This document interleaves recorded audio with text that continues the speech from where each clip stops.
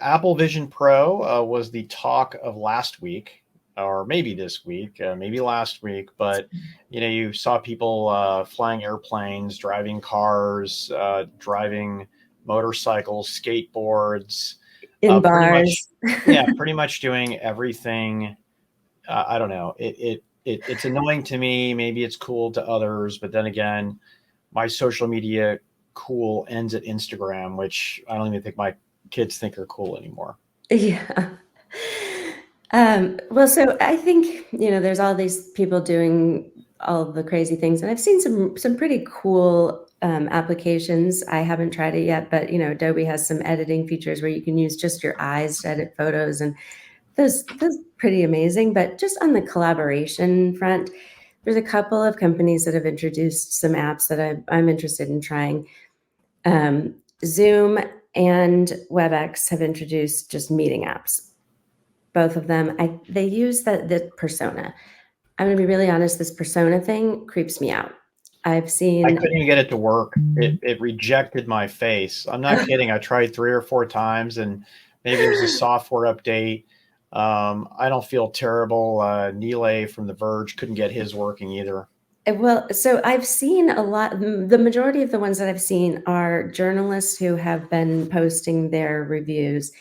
And these are people that, I know fairly well, and I know what their face looks like. And the persona doesn't look anything like them. And so it creeps me out.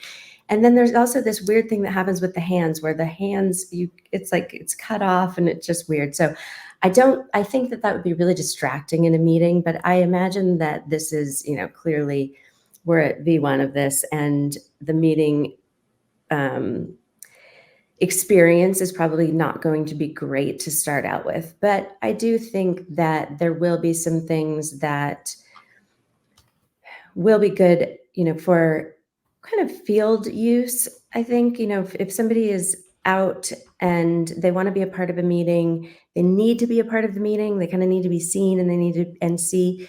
I could see a use case for that. That also, WebEx has some features built into theirs. And again, I haven't tried it, but knowing how WebEx transitions from, let's say, mobile to desktop to, or mobile to car, it does the same with the Apple Vision Pro. So if you are, on your Apple Vision Pro as you're walking into your office, and then you go right onto your desktop or into your car, which may have WebEx. So that probably, could be an interesting feature for that. Again, the persona is going to not do it for me for now. But one thing, Box introduced an app for Apple Vision Pro, which I think has a really interesting use case. Wow.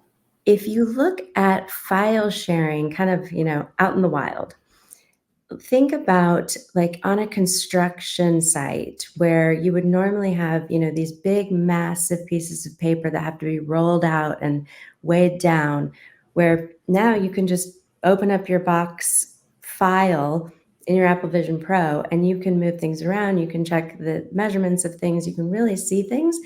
Same thing in like a retail environment where you can take all of the various sketches, and you can kind of put them all up in a retail environment and look and see what this merchandising schematic could be like, instead of actually going into the store and moving things around and testing things out. So it's an interesting use case for that. I think especially with like the big blueprints and project files, without having to drag around these big devices and hard copies.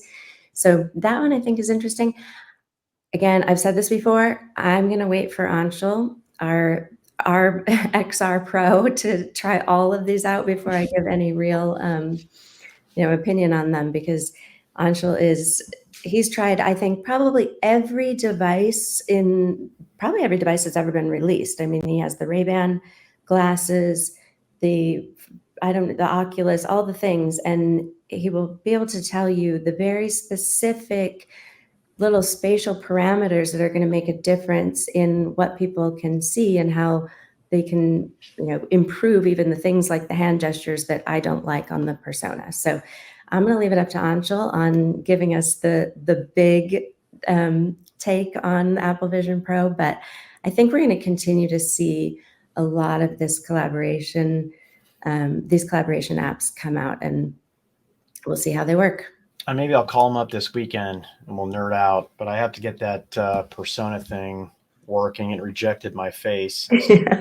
Yeah. I'm not going to take it personally, Apple, but come on, let's do Yeah. this. Yeah. And gosh, it just seemed like it's just I can't imagine going back to it, but I'm gonna fire up my Mac and see if I can do. You look at your Mac and you can see the screen and supposedly work on stuff. I mean, we'll see. We'll see if that's an annoyance, if it speeds up stuff or slows it down. Every major boom in productivity, you got a little bit less productive at the beginning as Yes. you learned how to use the tools.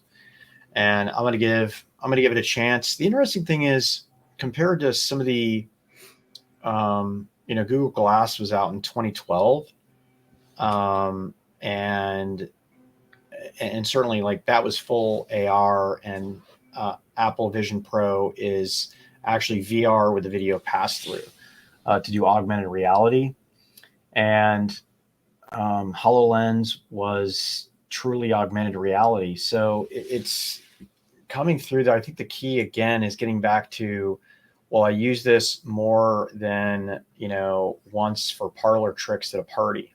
Hmm.